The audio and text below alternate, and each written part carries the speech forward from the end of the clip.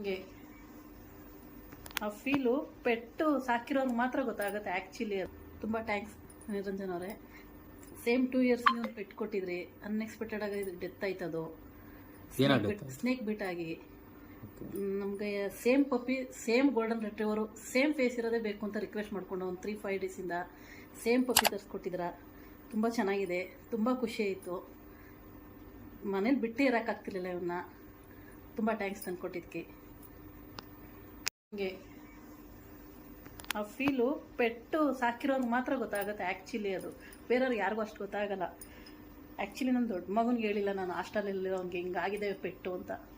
ಅವ್ನು ಡೈಲಿ ಕೇಳ್ತಾನೆ, ಹಾಸ್ಟೆಲಿಂದ ಫೋನ್ ಮಾಡ್ತಾನೆ ಪುತ್ತೂರಿಂದ, ಮಮ್ಮಿ ಚೋಟು ಏನು ಮಾಡ್ತಿದ್ದಾನೆ ಅಂದರೆ ಮೆಟ್ಲು ಮೇಲೆ ಕೂತಿದ್ದಾನೆ ಮಗನೇ, ಇನ್ನೇನು ಅವ್ನು ಬೊಗಳ್ತಾ ಇದ್ದಾನೆ, ವಾಕ್ ಮಾಡ್ತಿದ್ದವ್ರಿಗೆ, ಮಗನೇ ಮಲಗಿದ್ದಾನೆ, ಇದೇ ಹೇಳ್ಕೊಂಡು ಮೇಂಟೈನ್ ಮಾಡ್ತಾ ಇದ್ದೀವಿ. ಈಗ ಅವನು ಅಕ್ಟೋಬರ್ಗೆ ಬರ್ತಾನೆ, ಈಗ ದಸರಾಗೆ ಬರ್ತಾನೆ, 20 days ಇರ್ತಾನೆ. ಅಷ್ಟರಲ್ಲಿ ಬರೋಷ್ಟರಲ್ಲಿ ಇವನಿದ್ರೆ, ಯಾಕೆಂದ್ರೆ ನನಗೆ ಸೆಕೆಂಡ್ PUC ಈಗ ಅವನ ಎಜುಕೇಷನ್ ಮೇಲೆ ಪ್ರಭಾವ ಬರುತ್ತೆ. ಈಗ ಅವ್ನಿಗೆ ಹೇಳೋದಕ್ಕೆ ಅವನಿಗೋಸ್ಕರನೇ ಪೆಟ್ಟು ತರಿಸಿದ್ದು. ಅವ್ನ ಚೋಟು ಅಂದರೆ ಪ್ರಾಣ.